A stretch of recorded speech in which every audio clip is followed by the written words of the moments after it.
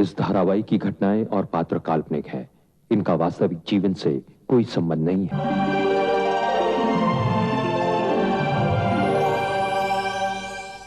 अभी ये पैसे की माया बड़ी विचित्र है और मैं तो इससे दूर ही भला।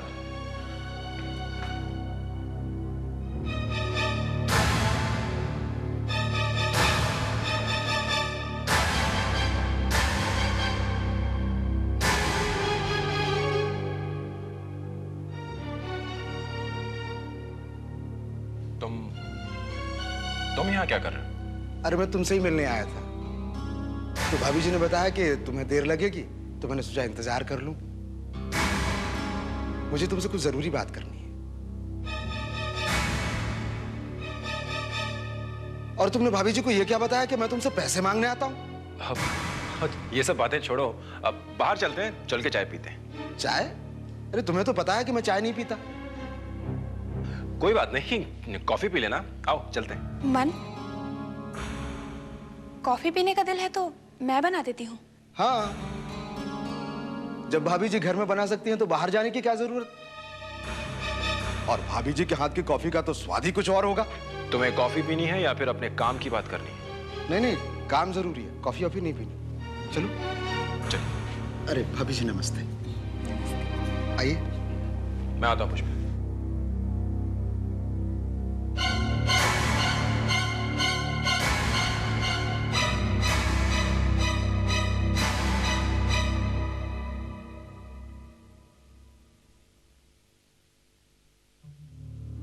अब बोलो, क्या कहना चाहते हैं? मैं सिर्फ तुम्हें ये बताने आया हूँ कि तुम्हारा बेटा, मेरा मतलब है करण, स्वीडन से यहाँ आया हुआ है। क्या?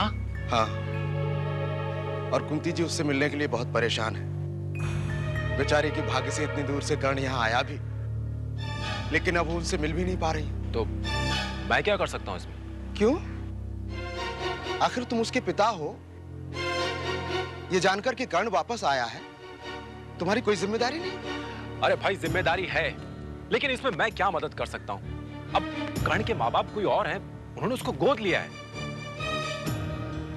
ये बात चलकर कुंती जी को समझा दीजिए। आखिर कैसे इंसान हो तुम? तुम्हें कुंती जी को तड़पाने में मजा आ रहा? जिस रिश्ते को तुमने इतने प्यार से पैदा किया, उसे इतने निर्मोहीपन से छोड़ देना चाहते हो? छुटकारा पाना चाहते हो? तुम क्या सोचते हो कि अब ऐसे हालात में मैं कर्ण को बाप का नाम दूंगा? देखो, उस बच्चे पर ना कुंती का कोई अधिकार है और ना मेरा। लेकिन क्या तुम्हारे अंदर उसे देखने की एक बार इच्छा नहीं जागती? तुम्हारा दिल नहीं तड़पता? क्या रिश्ता सिर्फ माँ बेटे का ही होता है? माँ की किस्मत में लिखी होती है दर्द की ठोकरें। तुम क्या चाहते हो? सिर्फ ये कि तुम अपने बेटे से मिलने की एक बार कोशिश जरूर करो। शायद तुम्हारे मिलने से ही कोई उन्हें रास्ता मिल जाए। सबसे पहले तो तुम मुझे ये बताओ कि कर्ण के हिंदुस्तान आने की बात तुमने कहीं पुष्पा से तो नहीं की है?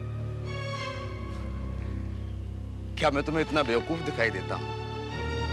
माना मैं तुम्हारे इतना चालाक और शातिर नहीं हूं, पर इतना बेवकूफ भी नहीं हूं। मैंने कौन सी चालाकी दिखाई? देखो, तुम इस तरह से मुझसे बातें मत किया करो, समझ गए तुम? क्यों? तो फिर जाकर कुंती जी का साथ क्यों नहीं देते? ये जानकर कि कर्ण यहां आया हुआ है, तुम उसे वापस दिलाने में उनकी मदद क्यों नहीं करते? तुम तो कहते थे कि जो कुछ भी तुमने कुंती जी के साथ किया है, उसका तुम्हें पश्चाताप है। ये बात तो मैं आज भी दोहरा सकता हूं कि मुझे इस बात का पश्चाताप है। मन, पश्चाताप का सिर्फ यही मौका है। मौका है, लेकिन समय नहीं। मौके और समय में बहुत फर्क होता है हिम्मत। मन, जो मौके का फायदा उठाते हैं, समय उनका साथ देता है, और जो मौका गंवा देते हैं, उनका समय खराब हो जाता है। तुम अगर मुझसे इसी तरह रोज रोज मिलते रहे तो मेरा समय जरूर खराब हो जाएगा। और वहां जाकर मैं क्या कहूं कि मैं उस कर्ण का बाप, ताकि वो लोग जाके मेरी पत्नी को बता दें, और जब एक बार मेरी पत्नी को इस बात के बारे में पता चला तो क्या होगा, कभी सोचा है तुमने? ना, अब कर्ण को तुम्हें अपना नाम देने की कोई जरूरत नहीं। कुंती जी कुंवारी मां होने का जहर चुपचाप अकेले पी चुकी। मैं तो सिर्फ इतना चाहता हूं कि तुम एक बार कर्ण से जाकर मिलो, देखो, आखिर वो तुम्हारा अंश है। ठीक है, मैं जाऊंगा, बस अब तुम जाओ यहां से, और इस मामले को दोबारा मेरे पास लेकर मत आना। और हाँ, एक बात सुनो, तुम मुझसे मिलते हो ये बात कुंती को भी पता नहीं चलनी चाहिए। ये बात उन्हें पता चल चुकी है। इस बारे में मेरी उनसे बातचीत हो चुकी है कि मैं आपसे मिला था। तुमने कुंती को भी बता दिया? तुम्हें जले पे नमक छिड़कने की आदत है क्या? मन, मैं एक सीधा सच्चा आदमी हूं, सिर्फ सच्चाई का साथ देता हूं। कुंती जी की हालत मुझसे देखी नहीं जाती। मैंने तो वो स्वीडन से आई महिला मिसेस बिग्रेट, उसका भी पता उनको दे दिया है। ओह, मतलब सारे मामले की जड़ में तुम हो। तुम्हें सच्चाई का साथ देने का इतना ही शौक है तो जाकर किसी मंदिर में बैठ जाओ। मन, ये दुनिया, ये संसार मेरे लिए मंदिर है और मैं इसका पुजारी। ठीक है, बस मैंने तुम्हारी सारी बातें सुन ली और समझ ली। अब मैं चलता हूं, पुष्पा मेरा इंतजार कर रही होगी।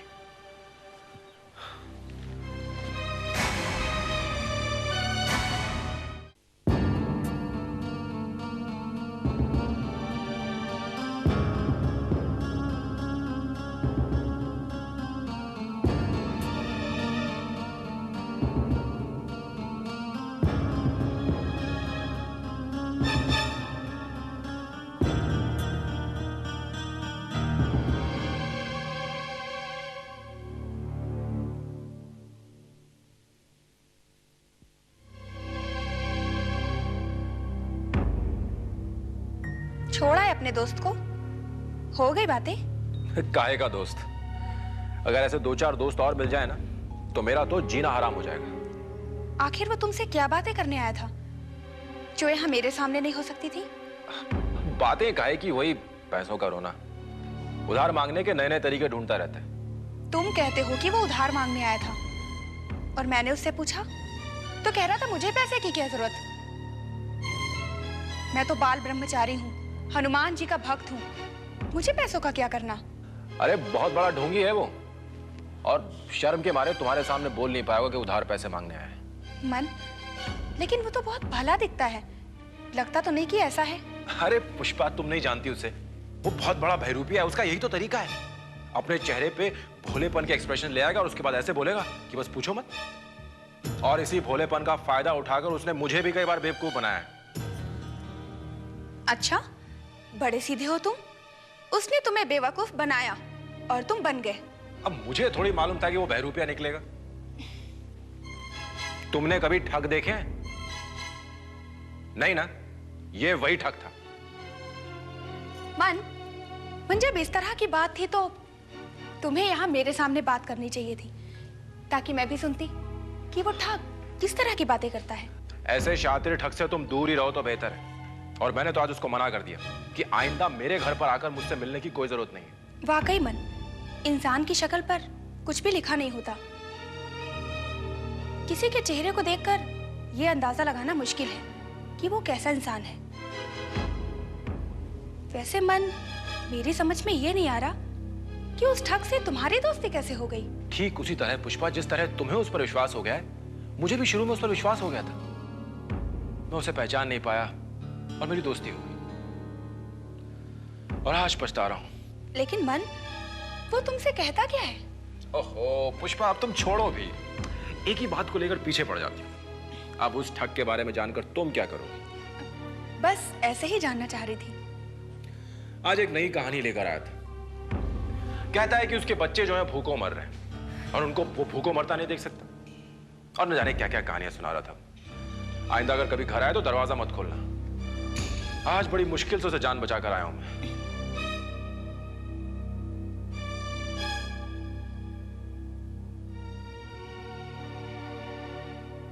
ऐसे क्यों देख रही हो तुम? क्यों? मेरा देखना अच्छा नहीं लग रहा? नहीं, ऐसी बात नहीं है। तुम्हारा देखना तो अच्छा लग रहा है, लेकिन ये बहुत अच्छा लग सकता है अगर तुम इस वक्त मुझे एक कप चाय बना दो। ठीक है, अभी लाती हूँ।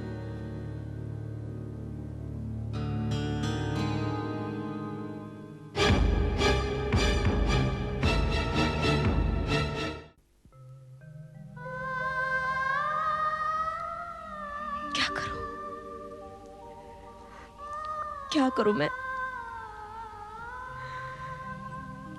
कल तक मेरे हाथ में पता नहीं था, आज हाथ में पता है, लेकिन फिर भी मैं अपने बेटे तक नहीं पहुंच पा रही। ये मां की कैसी विडंबना है। अपने बेटे के लिए तड़पती मेरे मन में सिर्फ एक ही बात गूंज रही है, बेटा मेरा इंतजार करना, मैं तेरी मां आ रही हूं। लेकिन कब तक, मैं कब उससे मिल पाऊंगी?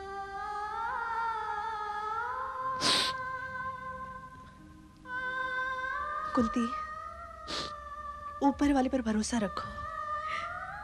प्रभा, ऊपर वाला मुझे पता बताकर भी मुझे मेरे बेटे से मिलने की तरकीब नहीं सुझा रहा। ऐसे में कब तक ऊपर वाले के भरोसे बैठी रहूंगी?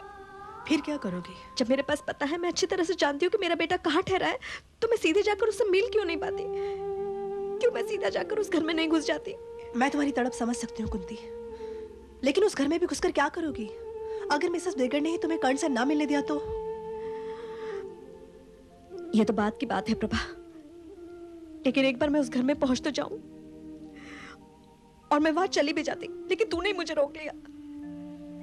मुझे सिर्फ इस बात का डर था कि तू पूरी उम्मीद और उत्साह से वहां पहुंच जाती, और अगर तुझे निराश होना पड़ता तो तुझे बहुत तकलीफ होती। प्रभा, मैंने ऐसा कौन सा गुनाह किया है जिसकी मुझे इतनी बड़ी सजा मिल रही है? किस बात का बदला लिया जा रहा है मुझसे? क्यों माँ बेटे के बीच में इतनी बड़ी दीवार खड़ी की जा रही है? इस तरह नाउम्मीद नहीं हुआ करते कुंती। मेरा विश्वास डगमगा रहा है प्रभा। ये सोचकर मैं मिसेस ब्रिकेट से अकेले नहीं मिली, इसलिए मैं गवर्नर साहब से मिली थी कि शायद वो मेरी कोई मदद कर सके। लेकिन उन्होंने अपनी मदद से इनकार तो नहीं किया है ना? इनकार तो नहीं किया, लेकिन देर तो हो रही है ना प्रभा। मैं किस तरह अपने बेटे के बिना एक एक दिन गुजार रही हूँ, सिर्फ मैं ही समझ सकती हूँ। कुंती, तेरी छटपटाहट देखकर मेरी समझ में कुछ नहीं आ रहा कि मैं तेरे लिए क्या करूं। प्रभा, मेरा बेटा मेरे पास होकर भी मुझसे कितनी दूर है। मैं हाथ बढ़ाकर उसे छू नहीं सकती, देख नहीं सकती, उठाकर उसे अपने सीने से नहीं लगा सकती।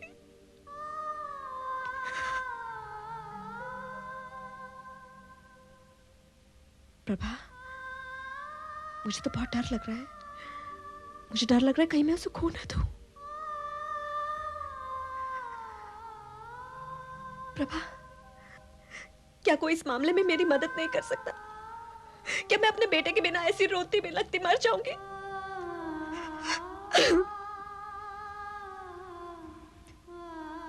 कर्ण से मिलने के लिए अपनी इच्छा शक्ति को बचा कर रखो कुंती। ये इच्छा शक्ति ही तुम्हें कर्ण से मिलवाएगी। प्रभा, मेरी ममता का बहुत कठिन इम्तिहान है। ये कोई उम्र होती है एक बच्चे की अपनी मां से अलग हो जाने की? अभी तो उसे मेरे साथ की जरूरत है, मेरे प्यार की, मेरे दुलार की।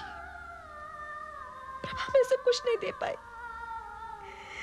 एक मां अपने हिस्से का प्यार तक अपने बच्चे को नहीं दे पाई। वो था ही कितने महीने तेरे पास? सिर्फ 6 महीने।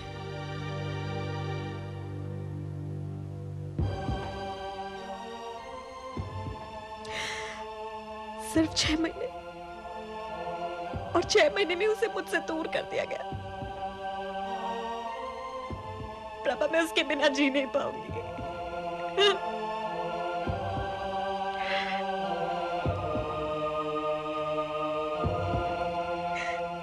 मेरे ख्याल से इस तरह से रोने और मिन्नतें करने से कर्ण तुझे वापस मिलने वाला नहीं है। मैं कुछ और कर भी तो नहीं सकती प्रभा। इस देवी देवता और पीर फकीरों की धरती पर एक माँ बेबस और बेसहारा है, और मेरे आसपास सब लोग मेरी बेबसी देख रहे हैं, लेकिन कोई कुछ करता नहीं। किसी को शर्म नहीं आती। मैं जीऊं या मरूं, प्रभा, किसी को मेरी परवाह नहीं है।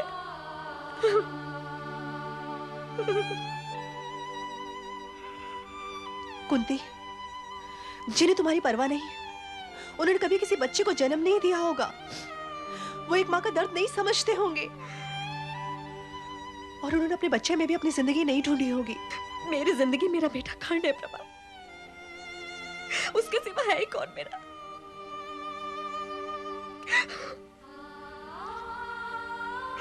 कुंती, कोई तेरे लिए कुछ करे या ना करे, लेकिन एक सहेली होने के नाते मैं जरूर तेरे लिए कुछ ना कुछ करूंगी।